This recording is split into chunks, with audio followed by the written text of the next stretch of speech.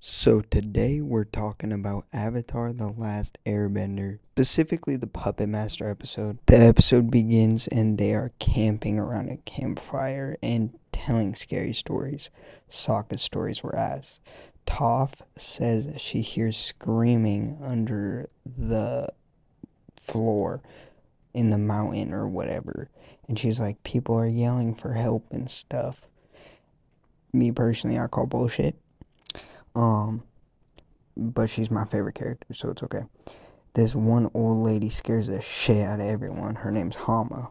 Not even joking, she talks to them for like 10 seconds, and somehow they are willing to go back to her inn with her. So they went with her, and they stayed the night there, and it was creepy as all hell. And she's been giving them like weird pieces of creepy advice. Like, there's been people disappearing on the full moons. Don't go out into the woods at night, just like weird stuff. Anyway, they all somehow get to sleep. They all go shopping, and Sokka was having a mid time. Katara, on the other hand, she just felt like she was hanging out with her grandma. We learn while walking through the town that a lot of people have gone missing, and a delivery boy has gone missing. But they're getting food for a dinner that's going down, but Hama ends up leaving the group saying, Why don't you all take those things back to the inn? I just have to run a couple more errands. I'll be back in a little while. Sokka replies with, This is a mysterious little town you have here. Mysterious town for mysterious children. After all that weirdness, they get back to the inn and Sokka has immediate suspicions. He says that Hama lady's weird and I don't like her. Sokka literally says, I'm gonna take a look around. So he starts looking around this house and he ain't finding nothing so far. He finds puppets and he's like, that's a little weird. Sokka ends up finding a locked door and he lockpicks it with his sword after seeing a box inside. They get inside and they look inside the box and Hama just stops them dead in their tracks. They don't get to open the box, so Hama opens it for them and tells them an entire story about how she was a waterbender and this was the last comb she has from her tribe. Sokka apologizes for snooping around because the old lady was like, yo, I'm gonna fix y'all up a dinner from like the South Water Tribe or whatever, or the Southern Water Tribe, my bad. So they start eating and having dinner and they're just having a good time talking. They figure out she's a waterbender and they ask how she got to the Fire Nation and she drops this lore. I was stolen from my home. It was over 60 years ago when the raid started. They came again and again, each time rounding up more of our waterbenders and taking them captive. We did our best to hold them off, but our numbers dwindled as the raids continued. Finally, I too was captured.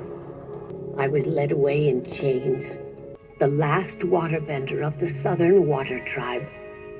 After dropping all that on these teenagers, she says, I want to teach you everything I know. Let's go training tomorrow, Katara. So they go out the next morning and Hama starts to train Katara.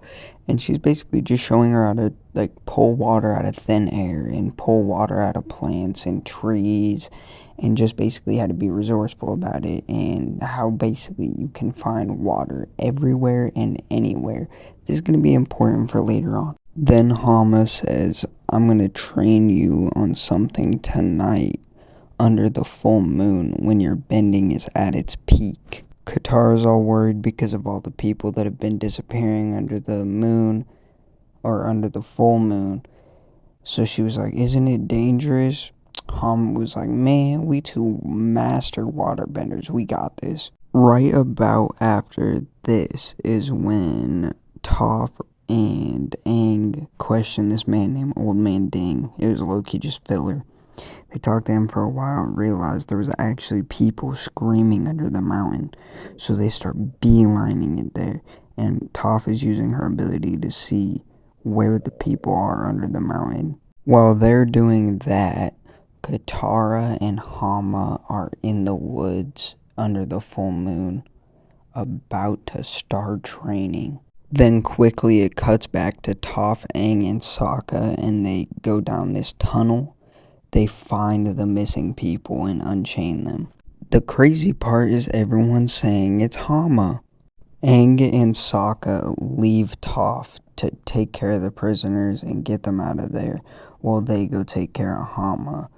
And Hama's telling an entire sob story about how the Fire Nation kept her locked up, so she had to blood bend. Basically, Hama explains how she used blood bending to escape the Fire Nation prison. She used it on the rats at first for training, and then the guards. Then she got out, and Katara did not like that whatsoever. Hama goes off on another rant about how the Fire Nation is horrible and how we need to take them out because they took us out, and like how they're such horrible people against like the Water Tribe and every other nation. And Katara slowly comes to the realization that it's her. Katara basically just says, I'm not gonna let you keep terrorizing this town. I'm not gonna let you hurt these people any more than you already have. And Hama was like, you should have learned the ability before you turned on me. They started fighting. She started bloodbending Aang and Sokka because they came in. So she bloodbended both of them. Tried to attack Katara with it. And Katara was like, I ain't putting up with that shit.